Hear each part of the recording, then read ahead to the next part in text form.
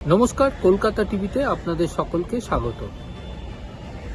স্বাধীনতা সংগ্রামীরা গুলি খেয়েছিলেন, আপনারা ডিম খেতে ভয় পাচ্ছেন, এমনটাই মন্তব্য সুপ্রিম কোর্টের বিচারপতি দীপঙ্কর দত্তের।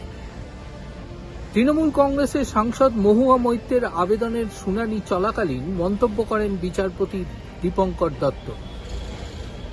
মহুয়া মৈত্র কলকাতা হাইকোর্ট থেকে রক্ষা কবচ পেয়েছিলেন। একটি ধর্মীয় মন্তব্যকে কেন্দ্র করে মহুয়া মৈত্রের বিরুদ্ধে এফআইআর দায়ের হয়, যে এফআইআর এর প্রেক্ষিতে কলকাতা হাইকোর্টে আবেদন জানিয়েছিলেন মহুয়া মৈত্র। 21শে জুলাই বিচারপতি সৌগত ভট্টাচার্য তাকে রক্ষা কবচ প্রদান করেন, কিন্তু বিচারপতির নির্দেশ ছিল যে তদন্তকারী অফিসারের সামনে তাকে হাজিরা দিতে হবে। বিচারপতি সৌগত ভট্টাচার্যের সেই রায়কেই চ্যালেঞ্জ জানিয়ে সুপ্রিম কোর্টের দ্বারস্থ হন সাংসদ মহুয়া মৈত্র। মহুয়া মৈত্রের আইনজীবী গোপাল শঙ্করায়ণের দাবি ছিল যে মহুয়া মৈত্রকে ভার্চুয়ালে হাজির হওয়ার নির্দেশ দিক আদালত। তদন্তকারী অফিসারকে সহযোগিতা তিনি করতে চান, কিন্তু ভার্চুয়ালে তিনি হাজিরা দিতে চান।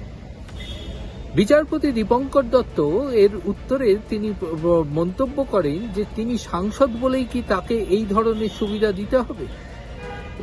বিচারপতির উদ্দেশ্যে আইনজীবী গোপাল শঙ্করায়ণ বলেন যে ডিম থেরাপি চলছে তাতে তিনি আশঙ্কা করছেন যে তিনি যদি সশরীরে হাজিরা দিতে চান তাহলে সেক্ষেত্রে তিনি ডিম থেরাপির সম্মুখীন হতে পারেন। এরপরেই বিচারপতি দীপঙ্কর দত্ত তিনি মন্তব্য করেন যে স্বাধীনতা সংগ্রামীরা গুলি খেয়েছিলেন, সেখানে এই রাজনীতিবিদের ডিম খেতে এত ভয়। রাজনীতিতে যখন এসেছেন তখন এই বিষয়টিকে বিশেষ গুরুত্ব দেওয়ার কোনো প্রয়োজন আছে বলে মনে করছে না আদালত, এমনটাই মনে করছে আইনজীবী মহল।